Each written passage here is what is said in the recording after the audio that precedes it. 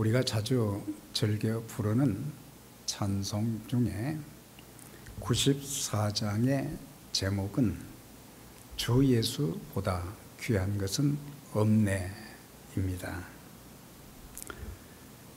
이 찬송시는 1922년에 감리교 목사의 부인이었던 R.F. 밀러 여사가 작사를 했고, 조지 베버리 쉐어가 1928년에 작곡하여 부른 노래 찬송입니다. 밀러 여사가 일평생 신앙생활하면서 하나님을 알고 예수 그리스도를 알고 그분의 사랑과 은혜를 깨닫고 나니까 그의 마음에 감동이 주어진 것이 이 세상에서 주님보다 귀한 분, 주님보다 귀한 것은 없다는 것을 깨닫게 된 거예요. 그래서 이 세상 부귀와 명예와 행복과 나는 절대로 주님과는 바꾸지 않겠습니다. 그렇게 해서 찬송 시를 지었고, 그 다음에 조지 베버리 쉐어가 어느 날 교회를 가려고 준비를 하고 있는데 그의 어머니가 세상 노래를 세상 방송국에 나가서 돈을 벌 목적으로 노래할 것을 염려해서 아들에게 아무 얘기도 하지 않고 그 밀러 여사가 지은 이 찬송시를 갖다가 그의 책상 앞에 놓고 나갔어요. 어머니가 놓고 뭔가 종이를 놓고 가는 것을 보고는 그걸 쳐다보는데 그의 마음이 아주 그냥 이 감동의 물결이었어요. 옳다.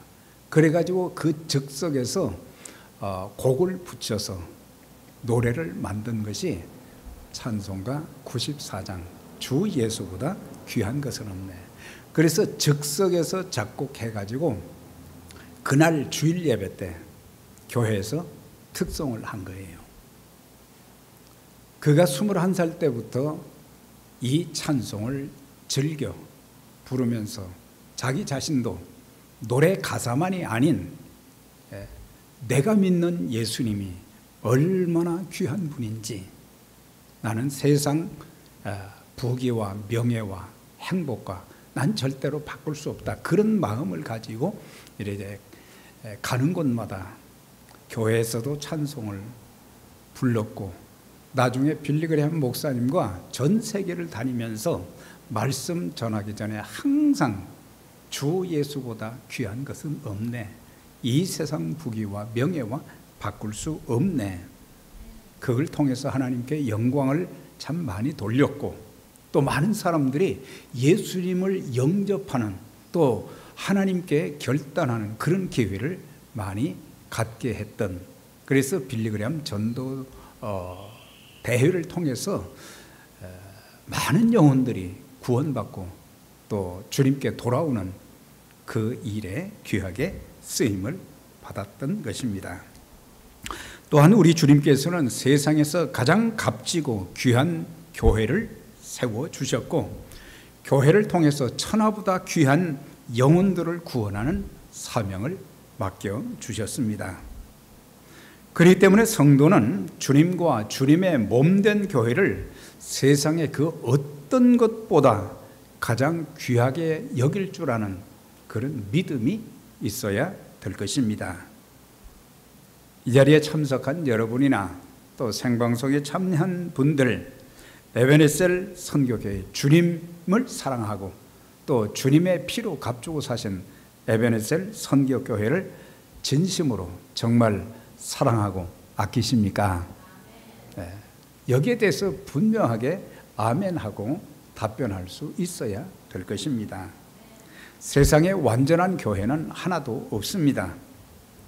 그렇지만 성도된 우리는 완전하지 못하고 부족한 것이 많다고 할지라도 주님이 세운 교회는 완전한 교회인데, 사람들이 그 교회를 더 더 아름답게 만들고 교회의 사명을 잘 감당할 수 있도록 하는 교회도 있지만 그렇지 못한 교회도 있습니다만은, 그러나 우리 모두가 우리는 이것이 부족하다, 저것이 부족하다, 뭐 부족하다고 하는 얘기만 할 게 아니고, 우리가 참 믿음을 가지고 하나님 말씀에 순종하면서 성령의 도우심을 받아서 우리가 서로 마음과 뜻이 하나 돼서 협력해서 하나님의 교회를 든든하고 아름답게 세워서 아름다운 복음의 사명을 감당할 수 있는 그런 교회가 되게 해야 될 것입니다. 오늘 본문은 주님께서 사도 요한에게 에베소 교회의 실상을 그 교회 사자에게 전해주라고 하셨습니다. 그러니까 이 내용 사도 요한은 받아서 적기만 했을 뿐이지 실상은 주님께서 말씀하신 것, 주님께서 보여주신 것, 이런 것들을 다 적어서 에베소 교회 사자에게, 여기서 사자는 그 교회 목회자를 말하는 거예요. 목회자에게 그것을 보내서 모든 성도들도 그 내용을 읽고 묵상하고, 그리고 그들이 섬기는 교회가 아름다운 교회로 세워질 수 있도록 하라고 하는 것. 그리고 머지않아 그 주님께서 이 땅에 오시게 될 것이고, 오시기 전에 이 땅에는 불로 심판하는 역사가 있게 될 것이고, 그런 것들을 모든 성도들이 알게 해서 그들이 영적으로 깨어 있도록, 그들의 신앙이 어떤 환난도 이겨낼 수 있는 정금 같은 신앙을 갖게 만들고, 그런 가운데서도 주님께서 교회에 맡겨주신 그 사역을 잘 감당할 수 있도록 하라고 하는 그런 내용인 것입니다. 그런데 에베소 교회에 대해서 주님은 많은 말씀들이 있지만 특별히 그 중에 핵심적으로 2장 4절에 보면 너의 처음 사랑을 잃었다 그랬어요. 처음 사랑을 버렸다 그랬어요. 그러니까 주님 사랑하는, 그 주님을 사랑하는 그 사랑이 식어져 버렸고, 또한 주님께서 사랑하셨던 사람들 서로 사랑하지 못하는 그런 사랑, 처음 사랑, 그것이 또 회복되어야 될 것을 말씀해 주신 것입니다. 오늘 저와 여러분들에게는, 또 우리 교회에게는 뭐라고 말씀하실지, 우리가 귀 있는 자는 성령이 교회들에게 하시는 말씀을 들을지라 하신 것처럼 성령께서 우리에게 나에 대해서는 주님이 어떻게 말씀하실까, 칭찬하실 것도 있을 것이지만은 책망할 것이 무엇인가, 이런 것들을 듣고 고친다면 우리의 신앙과 삶도 아름다워지고 주님의 몸된 교회도 아름다워지고 또한 그 사역조차도 아름다워져서 하나님께 영광을 돌리게 될 것입니다. 자, 여기 보면은 에베소 교회는 자세한 내용이 본문에는 나와 있지 않지만 사도행전 18장에 보면 사도 바울이 고린도에서 1년 반 동안 복음을 전해서 교회를 세우고 그런 다음에 떠난 곳이 에베소 지역이었습니다. 에베소는 어떤 곳인가? 소아시아 지역에서 가장 큰 항구 도시라 그랬어요. 그러면서 정치, 경제, 문화, 교통의 중심지가 되었다고 합니다. 그리고 그 지역은 미신 숭배가 얼마나 성행했는지 이방 신전들이, 큰 신전들이 굉장히 많이 있었고 로마 황제를 숭배하는 그런 신전도 적지 않게 많았다고 합니다. 그리고 그 도시는 성적으로 문란하고 타락한 도시였다는 거예요. 그러니까 경제적으로는 참 괜찮은 그런 그 지역에서 사람들은 살았지만은 영적인 면이나 또한 도덕적인 면에서는 형편없는, 그런데 그 도시에 2000년 전에 얼마 정도의 인구가 살고 있었느냐, 기록에 의하면 25만에서 30만이 되었다고 그래요. 대단히 그때 당시로는 굉장히 큰 도시였지요. 그러니까 하나님께서 왜 고린도에서 좀 더 있게 하시지 에베소로 보내신 것은 이제 고린도에서 세워진 교회를 중심으로 성도들이 복음의 사명을 감당하기를 하나님은 원하셨고, 이제 사도 바울로 하여금 에베소 지역, 문란한, 성적으로 문란하고 우상 숭배하는 그 도시에 가서 복음을 전하고 교회를 세우고 그 많은 25만 30만의 그 영혼들을 구원하는 그 일을 하기 위해서 그를 보내셨던 것을 보게 됩니다. 그래서 사도 바울이 그곳에 갔었던 때가 주후 54년경인데 제3차 전도 여행 때 그곳에 가서 복음을 전하고 또 교회를 개척해서 3년간 사역을 정성스럽게 신실하게 감당을 하면서 특별히 2년 동안은 두란노 서원을 세워서 성경 공부를 시켰어요.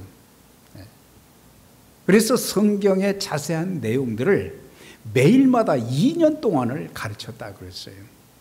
그래서 그 교회는 칭찬받은 것처럼 하나님 말씀에는 바로 섰고 영적 분별력이 있는 그런 교회가 될 수 있었던 것을 우리가 알 수가 있습니다. 그런데 그가 이제 사도행전 20장에 보면 예루살렘에 올라가는 도중에 에베소 지역의 목회자들을 이렇게 쭉 불러서 그들에게 고별 설교하는 장면이 20장에 나옵니다. 바울이 그곳에 있는 동안 사역자들을 키우는 일과 성도들에게 하나님 말씀을 가르치는 그런 일을 할 때에 그냥 가르치는 것이 아니었다고 그랬어요. 단순히 성경 지식만 가르친 것이 아니고 그는 내가 겸손과 눈물로, 그리고 유대인들이 그렇게 바울의 사역을 방해하고 바울을 비판하고 바울을 힘들게 만들었지만 온갖 시험을 다 견디면서 주님을 섬기고 그 영혼들을 섬겼다. 이건 하나님의 사랑이 그의 마음속에 영혼 사랑하는 마음이 있었기 때문에 가능한 것이었어요. 영혼 사랑하는 마음이 있었기 때문에 그들을 위해서 눈물로 기도했고, 그리고 늘 이제 구원받은 자신이, 복음을 전하는 자신이 늘 겸손하고 그리스도를 닮은 모습을 보여주면서 이제 많은 시련과 고통과 어려움이 있었지만 포기하지 않고 열과 성을 다해서 성령의 도우심을 받아서 그 사역을 잘 감당했다고 고백을 하고 있습니다. 바울이 나중에 에베소를 떠난 뒤에는 디모데가 2대 목회자로 사역을 했고, 특별히 고린도에서 함께 사역했던 아굴라와 브리스길라 귀한 집사님 부부 말이죠. 2000년 동안 많은 그리스도인들에게 겸손과 섬김의 본이 된 이 부부가 나중에 그곳에서도 또 고린도를 떠나서 거기에 가서 교회를 섬겼고, 그 다음에는 사도 요한이 노년에 목회를 했다고 합니다. 사도 요한은 거의 100살 때까지 살았어요. 젊을 때, 아주 젊을 때 제자들 중에 가장 젊은 제자였지만은 나중에 산순교자로 모든 동료 사도들이 순교를 다 했어요. 근데 이 사람만 도미티안 황제 때 막 끓는 물에다가 사도 요한을 집어넣었다고 그랬잖아요. 그런데도 하나님이 살려주셔서 마지막 순간까지, 그러면서 그 교회에서 목회하면서 매 주일마다 이런 설교를 했다고 그럽니다. 설교 제목이 뭐냐면 서로 사랑하라. 귀가 따갑게 성도들이 들은 거예요. 그런데 그런 설교를 그렇게 많이 들었어도 나중에 세월이 지나면서 그 교회가 한 40년 정도 지났을 때에 교회가 오래될수록 교회가 더 건강하고 생명력이 있고 그래야 되는데 이 교회는 점점 시들어가기 시작했고 처음 사랑을 잃어버렸다 그랬어요. 그래서 회개하고 첫사랑을 회복하라 그렇게 말씀해 주신 것을 보면서 우리가 주님이 참 세상의 그 어떤 것과 어떤 분과 비교할 수 없이 귀하고, 그분의 피로 값주고 사신 교회가 그렇게 귀하고, 그래서 교회를 무시하면 안 됩니다. 왜? 주님이 머리 되시고 주님이 몸 되신 교회를 우리가 무시하는 것은, 교회를 무시하는 것은 주님을 무시하는 것과 똑같은 거예요. 그리고 같은 믿음의 가족들, 성도들 서로를 존중하고 귀하게 여기고, 그렇게 해서 연합해서 우리는 지체의 사명을 감당해서 그리스도의 복음을 전하는 일에 힘써야 될 것입니다. 그런데 이 교회에 대해서 1절에 보면 에베소 교회에게 사자에게 편지하라. 오른손에 7뼈를 붙잡고 7 금초대 사이에 다니시는 이가 가라사대. 이게 누굽니까? 주님이시잖아요. 주님이 어떤 분이신가? 7 뼈를 붙잡고 7 금초대 사이에 다니신다. 그럼 7뼈 7 금초대는 무엇을 말하는가? 누구를 말하는가? 계시록 1장 20절에 보면 정확하게 나와 있어요. 7뼈는 7교회의 사자요, 목회자라고 그랬어요. 7교회의 목회자. 그 다음에 7 금초대는 7교회라 그랬어요. 그러니까 주님이 그렇게 귀할 뿐만 아니라 주님이 피값 쓰고 사신 교회도 그만큼 금처럼 귀하다고 하는 거예요. 네.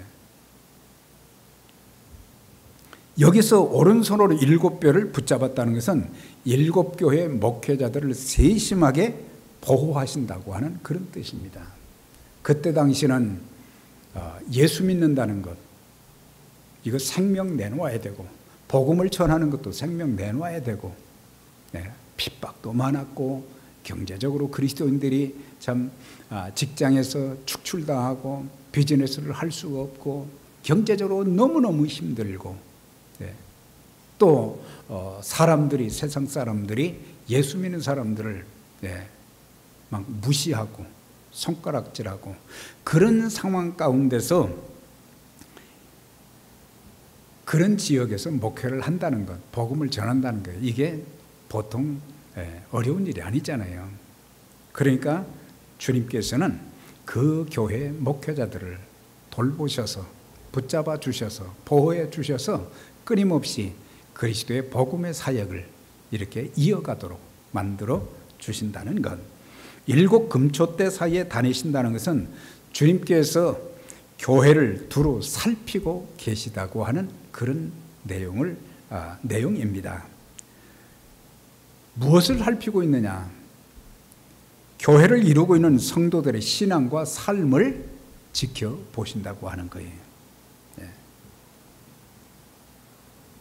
그들의 삶의 형편도 지켜보시고 그들의 삶의 행위도 지켜보시고, 우리 하나님은, 우리 주님은 불꽃 같은 눈으로 우리 모두를 지켜보시는 거예요. 지켜보신다는 것이 한편으로는 위로가 되고 용기가 되지만 다른 한편으로는 우리는 하나님 앞에 범죄하면 안 된다. 죄짓고 불순종하고 참 냄새나는 형편없는 그런 삶을 살면 안 된다는 것을 우리에게 또 교훈을 해주고 있습니다.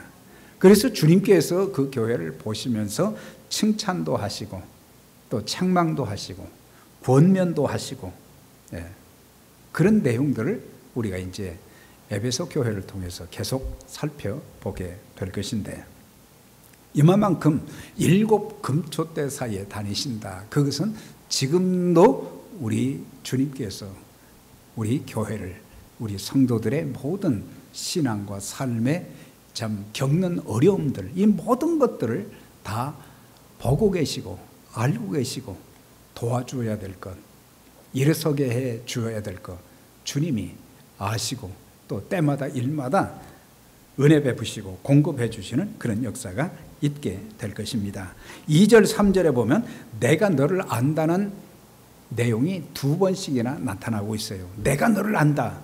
그러니까 에베소 교회를 아실 뿐만 아니라 에베소 교회를 구성하고 있는 모든 성도들의 그들의 생각도 알고 계시고 그들의 마음도 알고 계시고 그들의 삶의 모습도 알고 계시고 그들이 겪는 아픔과 고난도 다 알고 계신다고 하는 거예요. 주님이 알고 계시기 때문에 우리는 염려할 필요는 없어요.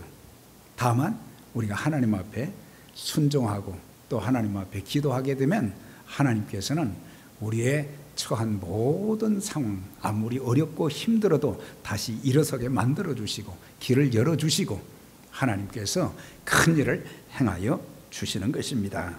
자, 그러면 그 교회에 무엇을 알고 계신다고 그랬느냐? 행위와 수고와 인내를 알고 계시다. 또 그들이 영적 분별력이 있어서 이단의 세력들을 이제 분별해내고 그들을 교회를 망치지 못하도록 그들을 내쫓고 그래서 하나님 말씀 위에 바로 세워진 그런 교회. 자, 차례대로 생각하면 여기에서 행위는 믿음의 행위를 말하는 거예요. 본래 우리가 믿음은 예수님을 내 마음의 구세주와 주님으로 영접했을 때의 그것을 믿음이라고 우리는 알고 있잖아요. 그런데 구원받은 이후에 그 사람이 험한 세상을 살면서 믿음으로 살아야 되는데 어떤 사람들은 믿음으로 사는 사람들, 믿음으로 산다는 건 뭐예요? 하나님을 바라보고 산다는 거예요. 하나님을 의지한다는 거예요. 세월 지나갈수록 의지할 것뿐일세 아무 일을 만나도 예수 의지합니다. 믿음의 사람들은 그 믿음은 환경을 초월하는 믿음이기 때문에 하나님께서 내가 아무리 어려워도 내가 주님을 의지하게 되면 주님께서 환경을 초월해서 역사하시는 하나님의 일들을 그들에게 허락해 주시기 때문에 그래서 여기에서 믿음의 행위를 말하는 거예요. 예수님을 영접하는 그게 아니고 우리의 일상생활 속에서 삶의 상황에 관계없이 주님만 바라보고 의지하며 하나님의 뜻을 따라 살았다고 하는 거예요. 자기들 뜻대로 신앙이 없을 때는 또 기초적인 신앙만 가졌을 때는 신앙이 어렸을 때는 이제 보면은 전부 그들이 자기 뜻대로 자기 생각대로 자기 하고 싶은 대로 다 했어요. 그러나 신앙이 성장하고 성숙하게 되면은 어떤 상황 속에서도 어떤 일을 만나도 믿음으로 사는 거예요. 그래서 평생을 하나님만 의지하며 사는 그런 삶. 참 믿음은 행함을 통해서 그 믿음이 증명이 되는 거예요. 야고보서 2장 26절에 영혼 없는 몸이 죽은 것 같이 행함이 없는 믿음은 죽은 것이다. 우리의 영혼이 육신에서 떠나가면은 그 사람은 이제 세상에서는 끝이잖아요. 죽은 거예요. 영혼 없는 몸이 죽은 것 같이 행함이 없는 믿음은 죽은 믿음이다. 여기서 행함은 단순한 도덕적인 행함 그 정도를 더 벗어나서 뭘 가리키느냐? 어떤 상황, 어떤 어려움 속에서 아브라함처럼 믿음으로 사는 것을 말하는 거예요. 다윗처럼 믿음으로 사는 거예요. 믿음으로. 다니엘과 그의 친구들을 보면 평생 그들은 포로 생활을 하고 그 극한 어려움 속에서도 믿음으로 살고 자기들의 신앙을 그렇게 지키려고 목숨 걸고 사자굴 속에 들어가도 풀무불 속에 들어가도 나는 하나님을 믿는 이 신앙을 버리지 않겠다. 그래서 모든 자기 생명까지도 하나님께 맡기고 의탁한 그 믿음 하나님이 놀랍게 역사해 주셨잖아요. 풀무불 속에서도 지켜주셨고 사자굴 속에서도 지켜주셨고 그래서 믿음의 행위 그걸 알고 계신다고 하는 거예요. 사랑의 수고 이건 단순한 노력이 아닌 일하다 지쳐서 쓰러지기까지 고통을 동반한 최상의 헌신을 말하는 거예요.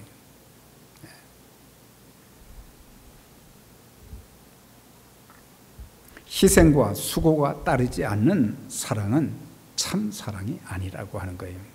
우리는 사랑이라는 단어는 남발할 때가 많잖아요. 그렇지만 정말 그 사랑한다고 하는 거기에는 희생과 수고가 뒤따른다고 하는 것입니다.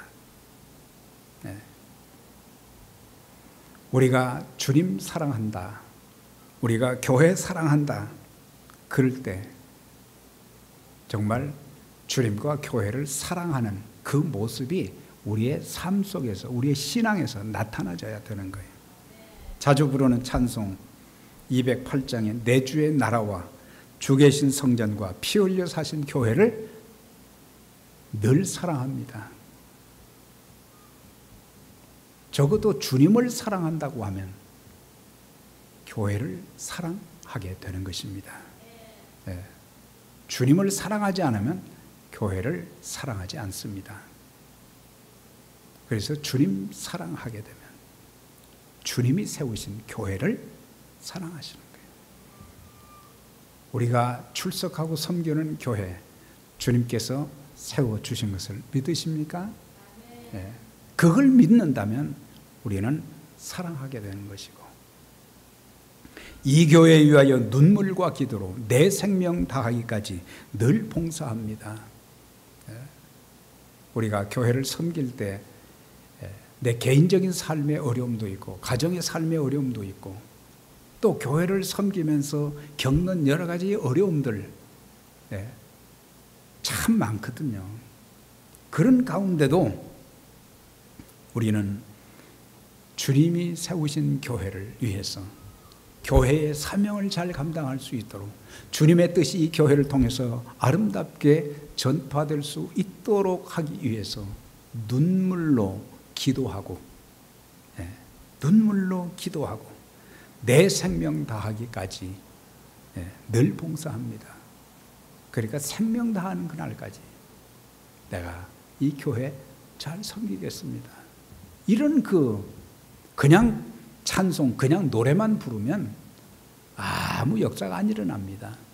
그러나 우리가 그런 마음을 가지고 섬기게 되면 하나님의 놀라운 사랑과 은혜의 역사가 우리의 삶 속에서도 많이 일어나게 될 것입니다.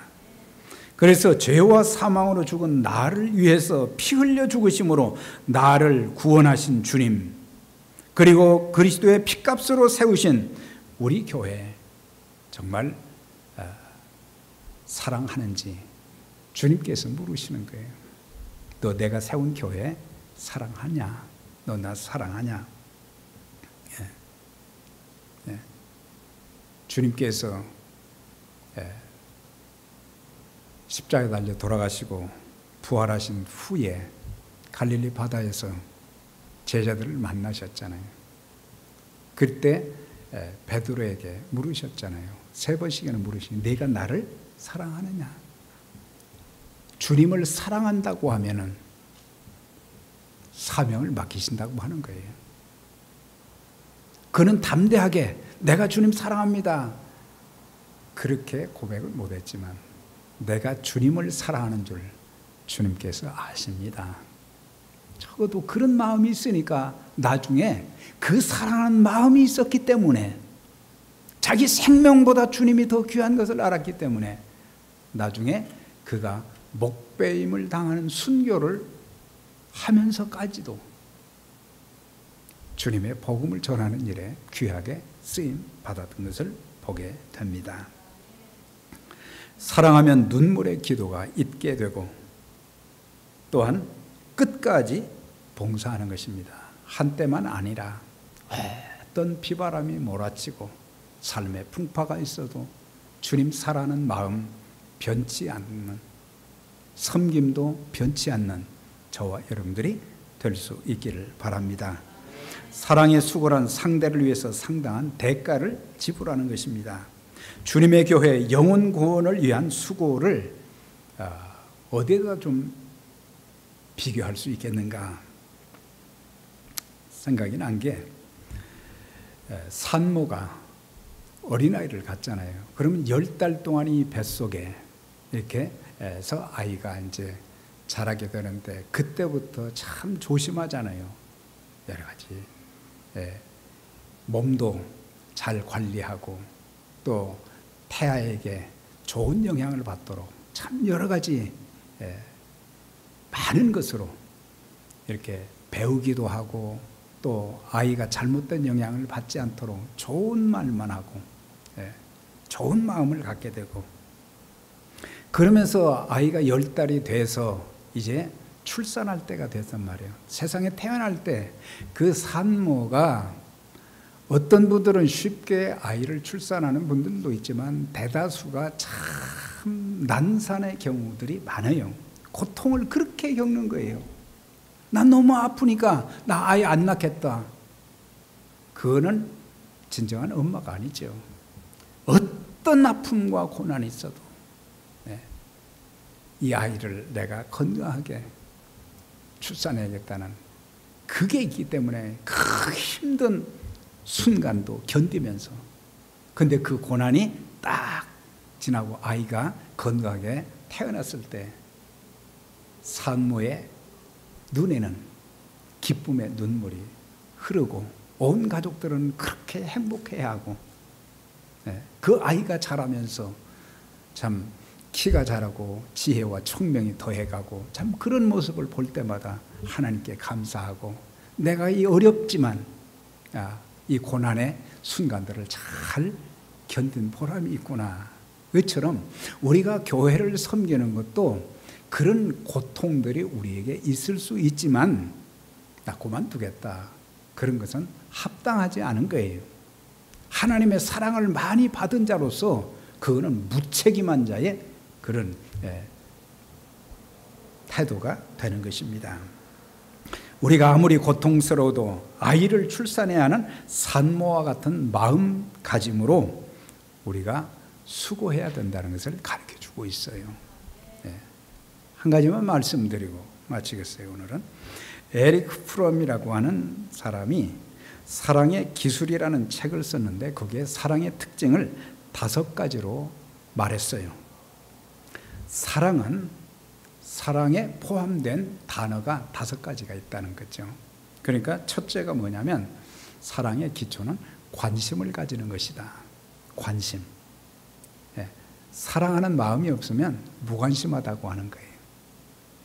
부부가 같이 살면서 부부가 어디가 힘든지, 남편이 아내가 어디가 힘든지, 무엇 때문에 힘든지, 무엇 때문에 고민하는지 그런 것을 알고 좌절이 되고 절망이 될 때 위로해주고 격려해주고 손을 붙잡아주고 같이 기도하고 다시 일어서게 만들어주는 거예요. 그게 사랑의 가장 기초적인 관심이라고 하는 거예요. 가정에서도 우리가 수십 년을 같이 살면서도 참 무정한 남편들이 많잖아요. 저도 거기서 좀 벗어났으면 좋겠는데 관심을 가질 때도 어떤 때는 아내가 힘들어하고 아픈 것을 이해를 못하고 무관심하고 그냥 그러려니 그건 아내들도 마찬가지죠. 남편에 대해서 남편이 살면서 겪는 아픔과 또 스트러글 하는 이런 것들이 너무 많아요. 요즘처럼 살기 힘든 이런 상황에서는 더더욱 많은 거예요. 그냥 말을 안 할 뿐이지. 그래서 관심을 가지는 것, 교회 안에서도 성도들끼리 관심을 가지는 것이 사랑의 가장 기본적인 것이에요. 나만 생각하지 말고. 두 번째는 책임을 느끼는 것. 그 상대방에 대해서 관심만 가지고 되는 게 아니에요. 책임을 가지고 그 사람을 이렇게 세워주는 그런 일들. 책임감 가지고. 그 다음에 세 번째는 존중하는 것. 상대를 존중해 주는 게 그게 사랑의 표현인 거예요. 우리는 자주 만나고 또 오랜 교제를 가진 사람들은 이제 그때부터 말이 거칠어질 때도 많고 함부로 할 때도 많고 그렇잖아요. 그런데 하나님의 자녀들은 뭐냐면 그 사람의 나이가 많든지 적든지 많이 배웠든지 적게 배웠든지 간에 상관없이 우리는 상대를 존중하는, 주님께서 우리를 그렇게 사랑하시고 존중해 주신 것처럼 우리도 사람들을 존중히 여기는 것. 위로는 하나님을 존중히 여기고 아래로는 사람들을 존중히 여기는 것. 사무엘상 2장에 그런 말씀이 있어요. 나를 존중히 여기는 자를 내가 존중히 여기고 나를 멸시하는 자를 내가 멸시한다. 그렇게 말씀하셨어요. 그만큼 존중이 중요한 거예요. 네. 얼마나 귀한 사람들입니까? 교회가 소중하고 성도들 한 사람 한 사람이 그리스도의 핏값으로 사신 존재들이기 때문에 귀한 존재들을, 네. 그래서 존중히 여기는 것. 네. 절대로 사람을 무시하면 그건 사랑이 아니다. 그 다음에 이해하는 것. 네. 사실 대화가 막히는 것이 어디서부터 막힙니까? 뭐 앞에 그 세 가지 또 있지만은 한 가지 더 표현한다고 하면 이해하지 못하는 것. 그런데 그 이해는 이해하지 못하기 때문에 우리는 함부로 정죄하고 판단할 때가 많아요. 그런데 영어 단어가 언더스탠드잖아요. 그러니까 상대방 밑에서 우리가 생각하면 그 사람의 처지를 잘 알게 되면 이해가 되는 거예요. 그런데 우리는 내 생각으로 내 주관적인 이런 것들로 모든 것을 평가하려고 하는데 우리는 그렇게 하지 말아라 이거예요. 그래서 상대방을 이해해 주는, 그래서 대화의 통로가 끊임없이 이어지고 아름다운 관계가 지속될 수 있고 좋은 것을 함께 나눌 수 있는 그런 관계는 이해하는 거예요. 이해하는 거. 도무지 나는 이해가 안 된다 그러지 말고 이해하는 거예요. 그 다음에 하나는 주는 것이다. 사랑은 받는 게 아니고 주는 것이다. 우리 주님은 이 땅에 오셔서 모든 것을 다 주셨어요. 그것을 사랑으로 표현하셨어요. 내가 너희를 사랑한 것 같이 너희도 서로 사랑하라. 그렇게 말씀하셨거든요. 그러니까 사랑은 받는 것이 아니라 주는 것이다. 네. 요즘에는 거의 안 부르는 복음성가가 있어요. 낮엔 해처럼 밤에 달처럼. 그렇게 살 수는 없을까. 네. 2절에 보면 우리는 받을 사랑만 계수하고 있지 주지를 않는다고 하는 거예요. 참 은혜를 많이 받은 그런 찬송인데 우리는 받을 사랑만 계수하고 있지 줄 것은 생각을 안 한다고 하는 거예요.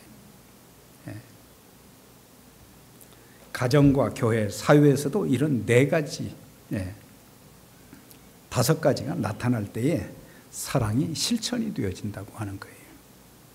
사랑하는 여러분, 오늘 에베소 교회에게 주신 말씀 중에 특별히 칭찬하는 그런 내용이 몇 가지가 되는데 그 중에 첫 번째가 내 행위와 수고를 알고, 그 다음에 이제 또 2-3가지 남아있는데 저와 여러분들 이번 과정을 통해서 주님께 대한 사랑을 확인하고 또 가족들과의 관계에서 사랑도 확인하고 교회 성도들끼리의 이 사랑의 관계도 확인하고 혹시 무관심하고 사랑이 식어졌다면 사랑은 오래 참고 온유하며 그런 말씀들이 고린도전서 13장에 있잖아요. 그래서 우리의 첫사랑을 다시 회복하고 하나님의 마음을 가지고 가정과 교회가 아름다워지고 주님의 복음을 전하는 일에 더 담대하게 아름답게 참 쓰임받는 저와 여러분들이 다 되시기를 주의 이름으로 축원합니다.